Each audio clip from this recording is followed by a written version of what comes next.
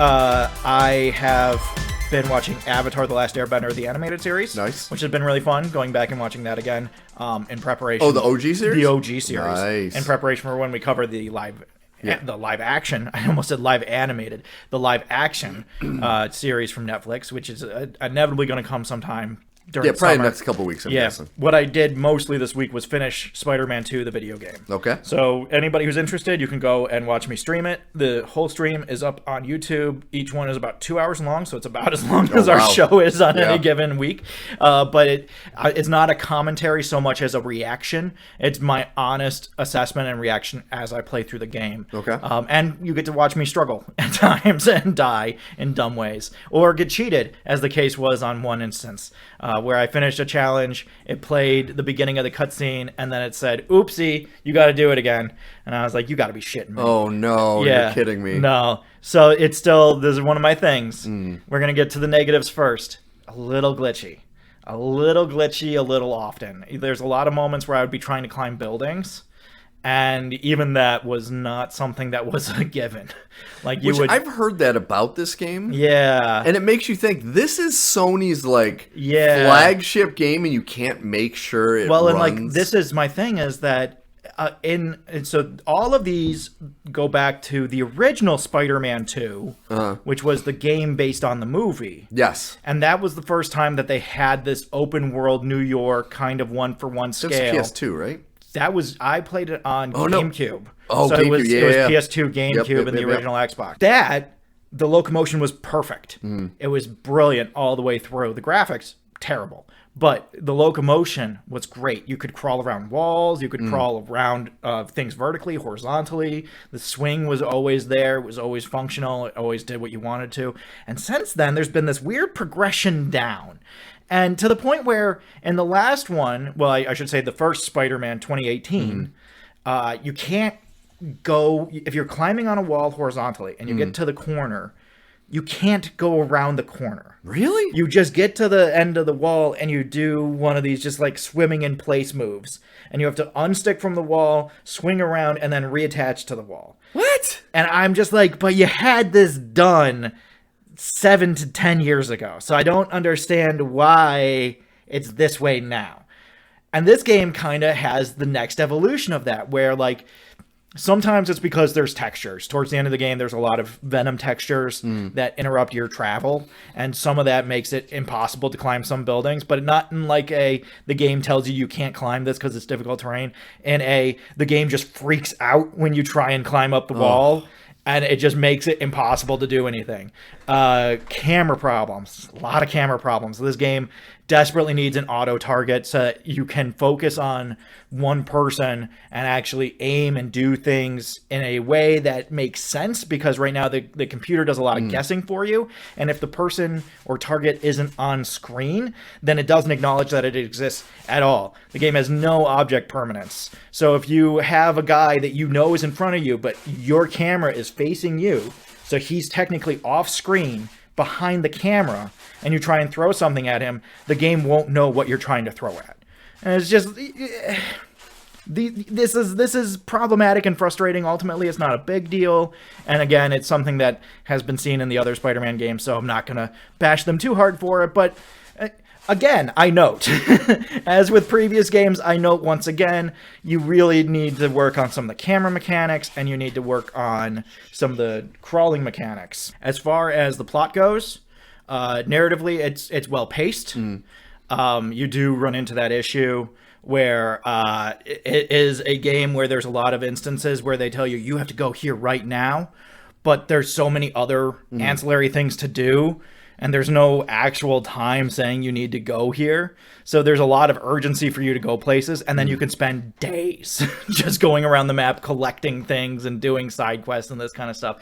So that's not a critique on the narrative, but it is a inevitable thing that comes up, is if you want the narrative to have the kind of flow and pace that it's supposed to have, you do have to play through the missions pretty quickly, because otherwise you kind of get into this scenario where it's like, man, they said this was really important, but I'm just kind of futzing around. I don't really fucking care, and nothing's happening. So what's the big deal? They make some choices.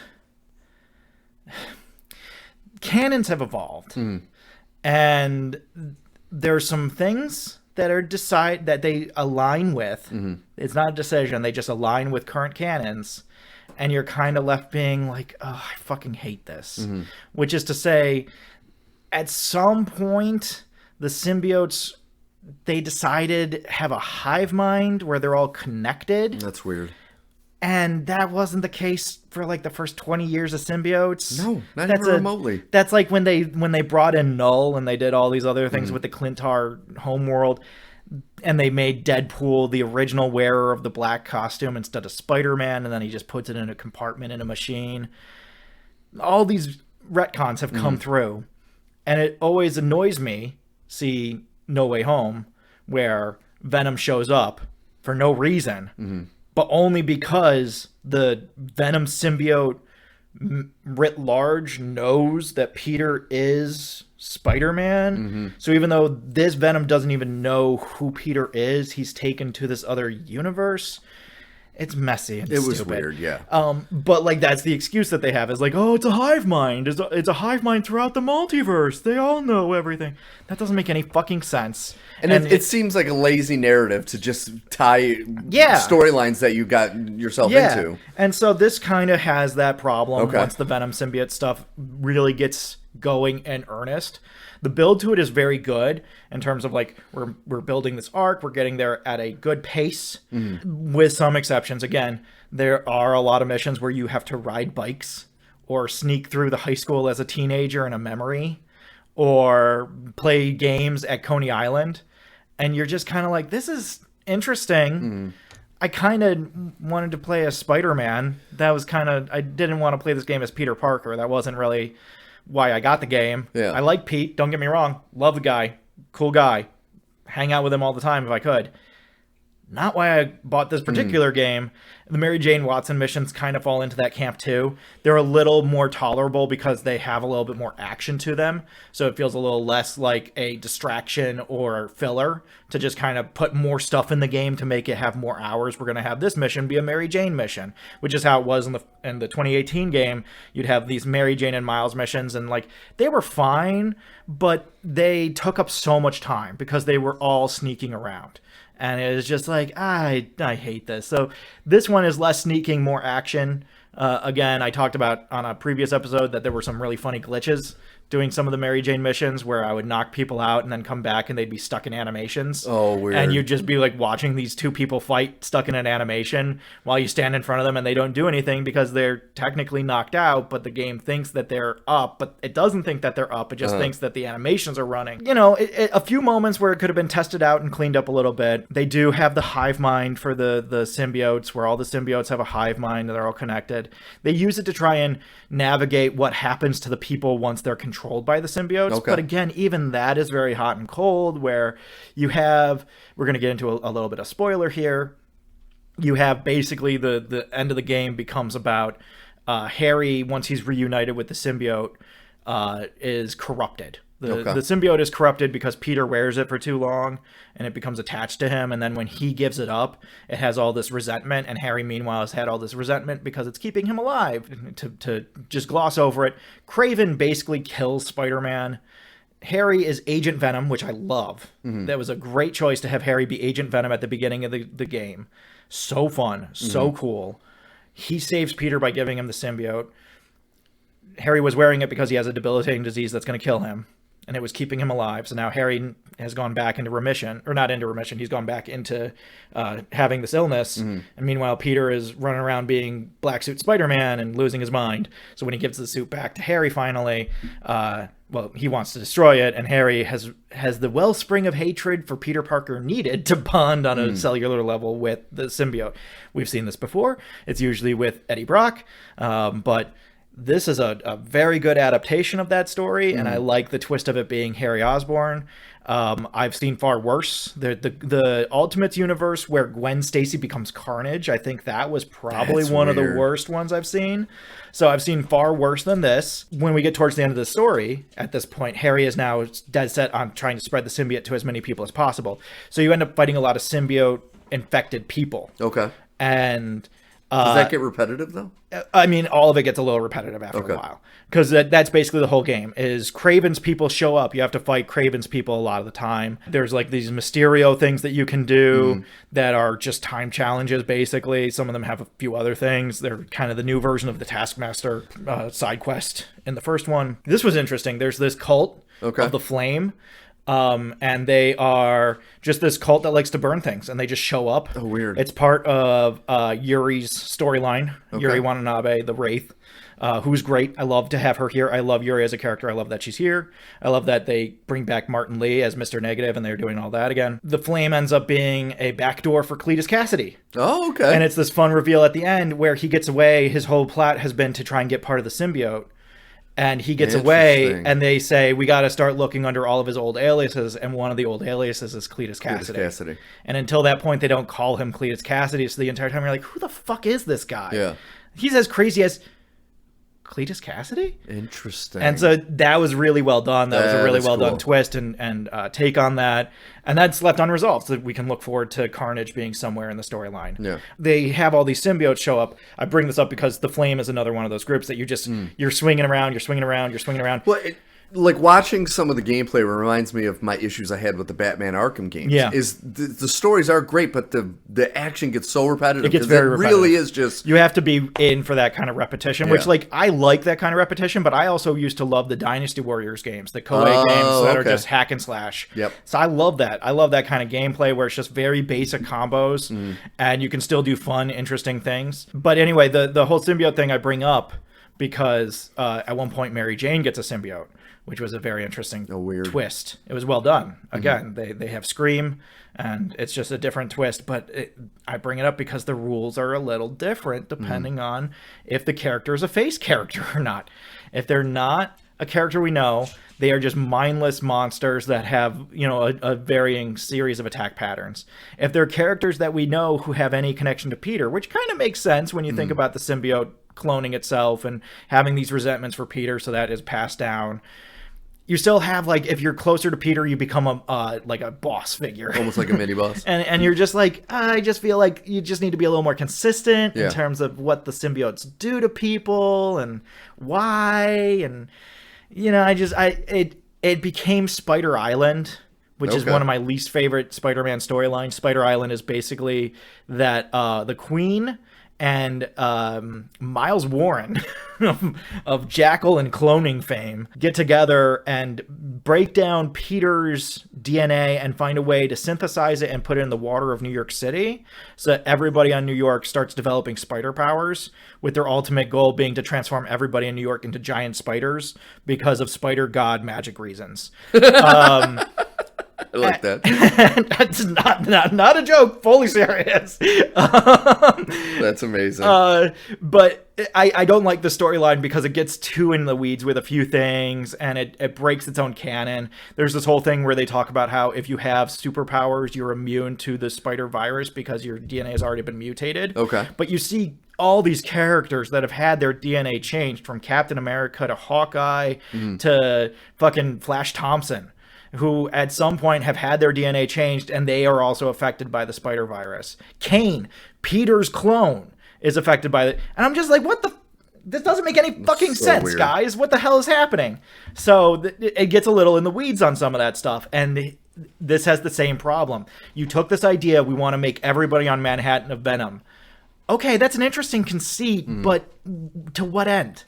It's you have to dumb it down to this point where it becomes pointless as an idea. And I feel like it needs some structure and stability. It's like how everybody just calls a symbiote Venom. That's not true. That's not even remotely true. I can't even begin to tell you why that's not tautologically correct. But I mean, even in the awful first Venom movie, they mentioned that the different symbiotes have different names. They're different. Which they don't. They have names when they bond with someone. Well, that's what I mean. When they bond with somebody, but it's not like... No, in the original, Venom says that its name is Venom. It's talking to Eddie, and it says, you can call me Venom. And it's like, no. Venom is what happens when the two of you bond together. Yes. And maybe moving forward, you could argue that the Venom symbiote... Doesn't it say we are Venom? Or he says that at the end. He says that at the end. He says that at the end. But he introduces himself as Venom. Yeah. I distinctly remember him introducing itself as Venom. That's movies dumbing it down. This is what I'm saying, is that you end up in this kind of situation where you take an interesting idea, and because of the viability of it, you put it into a situation where it's really rigged together very, very unsteadily.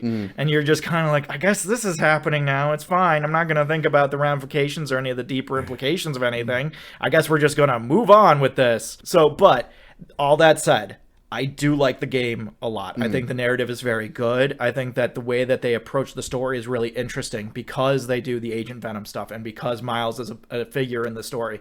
You now have, and we'll talk about this with X-Men 97, you now have a lot of elements that weren't available in previous Venom stories. And so doing them in this interesting way and incorporating them in this way is really fascinating. I will say I got a little tired of Kraven, just in the sense of, like, there were a lot of moments where I was like, Pete, you got to be doing, like, I know, dude, I know. Yeah.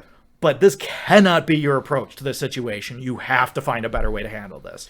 They also made the decision to kill off, you'll love this, basically all the villains from the first game. Oh, yeah. Why have them? But killed them all off screen, so you just find, like, their remnants hanging around, so and Kraven's stupid. notes saying that he killed them. And you're just like, ugh. It's so stupid. Okay, all right, I guess. That's pretty lame. I like that Shocker, and I like that Rhino, and, you know, I kind of like, if we were going to do the version where that they did for Brand New Day, where Kraven's family is beginning their last hunt, and they create a bunch of new versions of Spider-Man villains, okay, that'd be interesting, but that's not what we did, and I don't know if we're ever going to do that. Dumb. So you're just kind of like, okay, all right. The stuff with Venom is well done. The tendrils get to be a little much at times. They really lean into the tendrils a lot, and it kind of has a Ursula from Little Mermaid vibe at certain points. They did do a really cool thing where Venom grows wings. I was a fan of that. The last few fights weren't as difficult as I thought they would be. I played on the hardest difficulty, and I did not really struggle with those fights, and anytime I died, it was because of my own... I was not paying attention, or I was trying to do something stupid. It does have a very comic book ending, in that they take a MacGuffin and they put it in a super collider, and they turn up the super collider till it explodes, and they're like, problem resolved. That is a very comic book ending. And you're just like, again, I can't help but feel like really bad things would happen if you did this. So narratively, it's kind of up and down. It's not as good or as strong narratively as the first one. I will definitely say that. It is really interesting because the adaptative nature of it is still really fascinating, just the world that they've built in general. I am getting to a point where I'm like, where the fuck are the Avengers? Avengers Tower is covered in Venom shit, and nobody's doing anything about this. At one point, we have to go and check on Harry in his apartment. His apartment is right next to Avengers Tower. And I'm just like, nobody's going to do one of them's got to be somewhere. Yeah. Which, X-Men 97. Yeah, we'll talk about that. But anyway, I do like this game. I think it could be tightened up a little bit. I like that the New Game Plus actually unlocks more stuff. There's a terrible waste of suit space. They have closets for each character, and Miles has a bunch of really cool costumes, and Pete has some good costumes. None of the ones from the first game, which means no Scarlet Spider, no Spider-Man Noir. There's a Noir version, but it's the one from the movie, the animated movie, not the classic Noir. None of the Spider Armors. Weird. But you know what they do have is all 12 movie costumes. Oh, of course I do. And it makes me crazy because they don't even have palette swaps or any of them or anything. It's just all these fucking costumes, and most of them are from the Homecoming series. Of course. So it just pisses me right off because I'm like, I want the Mark III Spider Armor. It's fucking cool as hell, and I would love to have the Mark III Spider Armor and the Strike Armor for Miles and have that be the tag team that we're going off of, but I can't do that because you didn't give it to me. And instead, I have the Inside Out black and gold Spider-Man costume, which again is inside out because he spilled something on it and it was stained. I just want to emphasize, this is why that costume was made. Yeah. This costume wasn't made for any particular... Doctor Strange didn't come along and was like, magic, here's a new costume. Peter spilled something on his costume and was like, I can't go out looking like this. And so he turns it inside out. Cool. That's a good reaction. So anyway, I do like Spider-Man 2. The game, it desperately needs a different title, any kind of title. Whether you call it Kraven's Last Hunt, whether you call it Kraven's First Hunt, whether you call it Harry and Peter Heal the World, any subtitle of any kind. Because there have been so many Spider-Man 2s already. Yeah. You can't just call it Spider-Man 2. And that's true, because every time I hear Spider-Man 2, I think about the tutorial with Bruce Campbell narrating it. Exactly. Like, that's Spider-Man 2 to me. You think of that game, or you think of Doc Ock in that movie, in the Raimi-verse. You cannot just call it Spider-Man 2. You need a subtitle in the most desperate way possible. And you definitely can't call it Spider-Man 3 for the next game, because you think about emo dancing Spider-Man. That's what I'm saying. Nope. So, like, you gotta call it, like, Hunt in New York. Yeah. You know, there's something you can do here. But doing nothing is not an option. But that's what they chose to do. But I come down a little hard. I still give this game an A because it's very enjoyable. I'm also still terribly biased. I think on other people's scales, this would be closer to a B. But I just get such a kick out of all the little things that they do. They had a whole Spider-Verse thing that connected to the movies. Like, they had a lot of really cool shit thrown in there. And the adaptation of the villains is so tight. So, like, I do like a lot of stuff here. I just wish that they had tuned it up. And also, why you got to get rid of DLC? And why you got to get rid of multiplayer mode? You had what we wanted. It was right there. And you just decided, like, Batgirl. No. Nobody wants this. That doesn't make any sense. And it just makes me so angry because it was right there. And it looks so good. And it's what would revitalize this game in a big way. And Gwen Stacy isn't even in the universe. That's a whole thing. They have Cindy Moon at the end. Silk, which I fucking love. That's great. Silk is going to be Miles' stepsister or something. It's going to be a whole thing, and that's going to be fun, and I'm down for it. There's not been a mention of Gwen Stacy, which there's reasons for that. We can go into the reasons for that, but I would like to know. I would like to know why. So, kind of piggybacking real quick before we move on to football, I had to throw this out, and you brought up Batgirl, and you brought up Kraven the Hunter. Yeah. Kraven the Hunter, the movie, got pushed to December. Yeah. My take on that is that movie is never going to come out. I had the exact same thought. Yep. I had the exact same thought. Sony is pushing it as far back as they can, and then sometime during the summer, they're going to very quietly say, we're just not going to release Kraven and take the tax write-off. Because the James Bond producers are like, this cannot be the last movie before our new James Bond puts out our next Bond movie. Yeah. It cannot. No, so it will never come out. I think there's a myriad of reasons why it's never going to come out. Yep. I think it just looks like shit. It looks like shit. Madam Web proved and they can't do another one. That's a big thing, is that Madam Web tanked like Morbius did. Yes. They can't do it a third time. I mean, you think the last three of their movies, being Morbius, Madam Web, and the second Venom, which was terrible, all three of them were god-awful. Awful movies. And they know this is going to be bad. And this is going to be another one in the tank. Yes. How can you possibly justify putting another one in the cartridge? It'll never come out. No, it looks awful. We're going to touch on football as quickly as possible. Only to say that this is the way I put it to you before the show, and I think that this is still the best way to put it. When you're trapped at the bottom of a pit, usually the way out of the pit is not to say, hey, I got a shovel, let's keep digging. Yeah. But that seems to be the Bills' entire plan. And the Chiefs are like, hey, do you want us to dig you even deeper? And the Bills are like, yes, please! How did you know that we were trying to fuck ourselves over? Oh my God, you can help us with that shit, dude. And it's you? Awesome. Let's fucking go. It's been a rough weekend. Especially with all three teams in their division. Yeah. I mean, Miami hasn't done a lot, but they have improved a little in this offseason. They've improved generally over the last few years more than the Bills have. The Jets having Aaron Rodgers back is going to make them a viable contender for the division if he stays healthy. If he stays healthy, which is an enormous And then even the Patriots have improved themselves quite a bit in this offseason, including a move they did, which I think is going to be a great move for them, is they brought in Slater, who just retired, their special team guru, who was the person that helped bring that team together most of the times. He's an advisor on the team now to help with team chemistry. And it's like, dude, their defense is going to be great. They got J.J. McCarthy, so they have, or not J.J., Drake May, right? I think the Patriots did.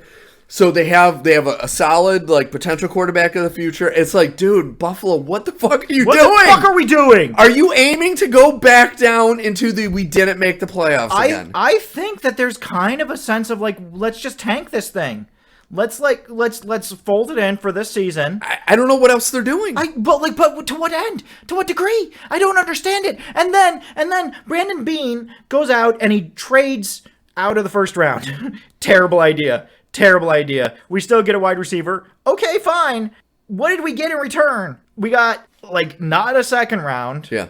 We got I guess we did get a second round, but we gave up our first round, so we didn't really get a second round. You didn't really get a second round. We got a fifth round. We exchanged fourth rounds. It doesn't make any sense. And then you traded back even further. It doesn't make any sense. And I'm just like, what the fuck are we doing? And it's fun.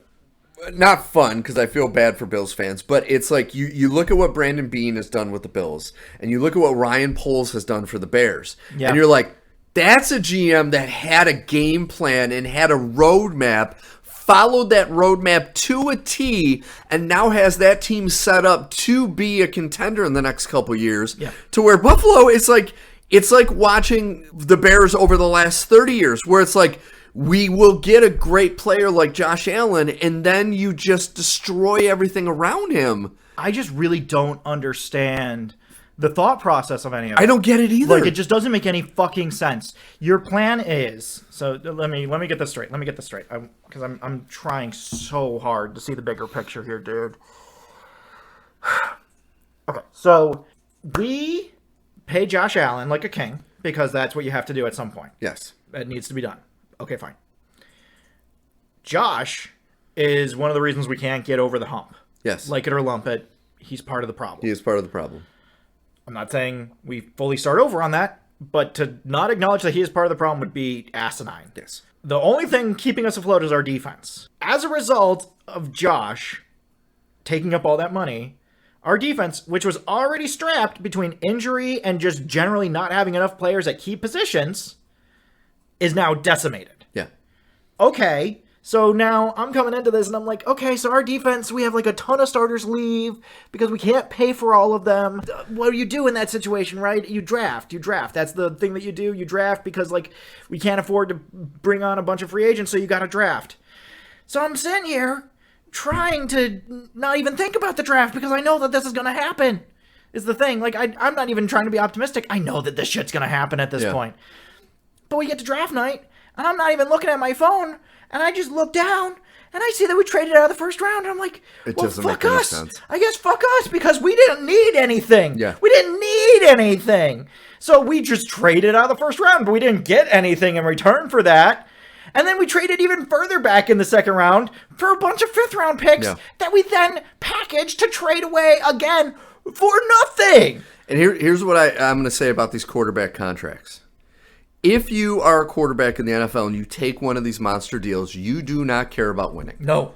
Period. End of story. I'm at that point. The only reason Brady won as much as he did is he took such a hit. Yeah. But he knew that through endorsements, and also if you sign a 5-year, $100 million contract with $100 million all guaranteed, and you get paid $20 million a year, you're still making $100 fucking million. Not only that, you can still make up that difference in commercials. Yes. All over the fucking place. And your post-career. Look at some of these players are making far more money in their post-careers than they did during their career. If you set yourself up to be a great player, which Josh has, he is electric, he is dynamic, he brings passes in the seats. You should, it's part of the honor system. You should be like, listen, guys, I have extra bylaws written into the rules and everything to keep me healthy.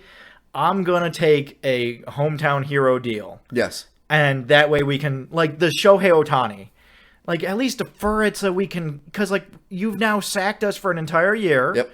Where we're not going to have a defense, and the offense was perfectly healthy last year. Yeah. That's the thing that I always come back to, is that the offense was totally healthy and the defense was ravaged. And the defense was why we stayed in any games, and the offense was why we could not stay in games most of the time. I agree. And now we're doubling down on that by just trying to put new pieces into the offense. We're going to take out Stephon Diggs because he's a troublemaker, and we're going to put in some new guys and draft a rookie. But we're also not going to, yes, we drafted at the positions that we needed to, but so much later than I wanted to. Yeah. And I'm just left what did we get out of this? What did we get out of this? Because it feels like all we got out of this is disappointment and frustration. Yeah. But they're the professionals. I don't get it. I don't fucking get it, man. This has been the most head-scratching offseason for a team, being Buffalo, that I've ever seen. It's like, you're saying you're rebuilding without saying you're rebuilding. Oh, they have basically packed it in. Oh, I'm fully serious. Like they have basically said we are not making the playoffs this year. Yep. We're not even gonna win the division. We're not gonna make the playoffs. We are gonna just try and not have a devastating injury to anybody who's key, but we are not gonna do anything to try and make it to the Super Bowl. We had the last few years. We tried really, really hard. It reminds me of when Bill Belichick in 2019, when Brady left and the Patriots got worse, and Bill Belichick was like, well, what did you expect, Boston? We just pushed for the last few years to try and win more Super Bowls, and we did. So, of course, we're going to have this down period. But the Bills don't even have that! No. And that's the thing with these quarterback contracts, too. It's like, I can understand Burrow getting his contract. He took his team to the Super Bowl. Yeah. I can understand Mahomes getting his contract. He's won Super Bowls. All these other guys, it's like, dude, Herbert and all them, you haven't even won playoff games. Nah. What the fuck are you doing getting all this money? Yeah, you're a great regular season quarterback, but what the fuck does that even mean? Yeah. If you don't win in the postseason, Lamar Jackson chokes hard every postseason, did this year against the Chiefs. There's no way they should have lost that game. And it's like, dude, you are the fuck. If you're going to get that money, you need to be able to put the team on your back and fucking take them when they need it. Yeah, no, exactly. And it makes me crazy that the Bills have decided, like, I guess our time in the sun is over. We're not going to say that, and we're not going to acknowledge it, but we're going to fully gut the pantry and start all over again. Because the AFC this year actually got better than it was last year, and it was amazing last year. Yeah. Yeah. I mean, you're telling me right now that you think you're better than Houston? Oh, no. Not even close. Not even a little bit. Not even kind of. Nope. No. At best, we are 9th or 10th seed. At best. Yeah, I would have to agree. That is, we are not even sniffing and that it depends on how quickly Harbaugh can turn around San Diego, or not San. I keep calling San Diego, Los Angeles. You know, he's doing what could, in the long run, help Herbert by building up the offensive line, building a running game, and then saying, "I'm going to turn you into what Kaepernick was for us, even though you throw better than Kaepernick did, but he's going to be a quarterback that kind of underperformed, and we're going to turn you into a Super Bowl quarterback by not making you do everything." Yeah, by giving you weapons that you can use. And protection. That's another thing, and we can move on after this. Josh has been given everything. Yeah. He's been given a great defense. He's been given weapons at every position. I think the only thing he hasn't had is a good offensive coordinator for more than 2 years at a time. Yeah. I think that's really been the big issue, is that Dable figured out the puzzle and then immediately got hired off, and then Dorsey coached like a coward. And I'm going to be one of those barstool type guys. He coached like a fucking coward. Yeah, absolutely. By the time he left, the damage was already done. Mm. And so now it's like, if we had just run with Cook the entire season, maybe he gets hurt, but maybe we were the number 1 seed. Mm-hmm. Maybe we get the bye week. Maybe we have rest. Maybe we have time to recircle and get ready. And instead, we throw Shakir in the back of the end zone when he's double covered. Yeah. And that's the end. No fucking reason. No fucking reason.